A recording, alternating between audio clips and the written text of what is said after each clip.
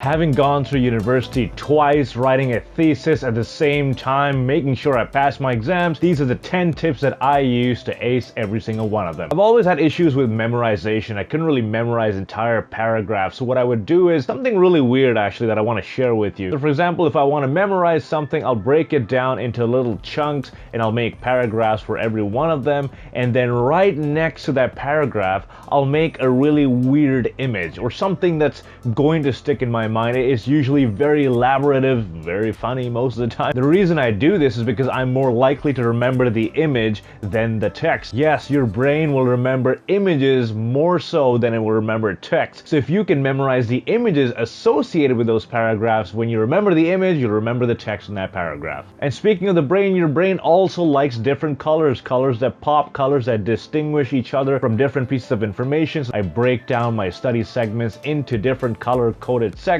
so I know which one's about what. Also, it helps me sequence the different pieces of information. So for example, if I'm memorizing something that goes from step 1 to step 6 and they're in a certain sequence, I'll color code it in a way that's easy for me to remember. For example, I'll go from red to greens or greens to red, and that way it becomes very easy to remember which step came first. If you're anything like me, you might have been staring at the same piece of information again and again and again, reading the same page. Well, the way the brain works, the way we memorize is when we try to recall something. So if we keep reading something over and over again, we're not exercising that part of our brain. Maybe you've done this as a kid. You would write something down, you put your hand on the piece of paper so you can't see the answers, and you would try to recite it. That's what works, recalling the answers. And a really good way to do that is to use flashcards. What I like to do is have questions on the front of the cards with the answers on the back, and I would just shuffle through those cards again and again, try to recall the answer, flip the card, see what the answer is, and repeat the process. For me personally, I also like studying on an empty stomach. I feel that if I eat too much, I become really sleepy and I just want to nap and my concentration isn't there. My body's digesting all the food. I'll eat a little bit, maybe one piece of fruit just so I stop thinking about food, but just completely clear stomach, I feel like I have the concentration, the energy even, to really study it for long periods of time. I also like having a designated place to study. For example, I'm not going to study on my bed or on the desk in my room because I know every time I go there, I either start browsing Facebook or I either get a nap or grab my iPad, start watching videos. To have a specific place where you sit down only to study,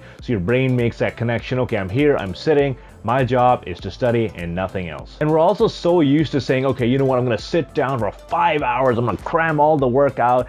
It doesn't work like that. Your brain gets tired over time, so you need to space out your study segments. Maybe have a 45-minute study session, reward yourself with a little bit of a break, or watch a YouTube video for every 45 minutes, but give yourself an incentive to study and at the same time space out all of the studying you're doing. 5 hours of studying is not going to benefit you because eventually you'll reach a point of diminishing returns where the more time you spend studying, the less you're able to absorb. Another thing I like to do is actually having a schedule, a goal for that study session. I'm sitting down, I'm going to do chapter 1 to chapter 3. That's my goal for the day. And then every single day, you know exactly what you're studying. It's very easy. An exam schedule when you have a million things you want to do and you have all the books in front of you and you get really, really panicky. You don't understand how to organize it, one thing at a time. And this one goes absolutely without saying. Turn your phone off, turn your laptop off, get rid of your iPads, all of your electronics. You don't need any distractions.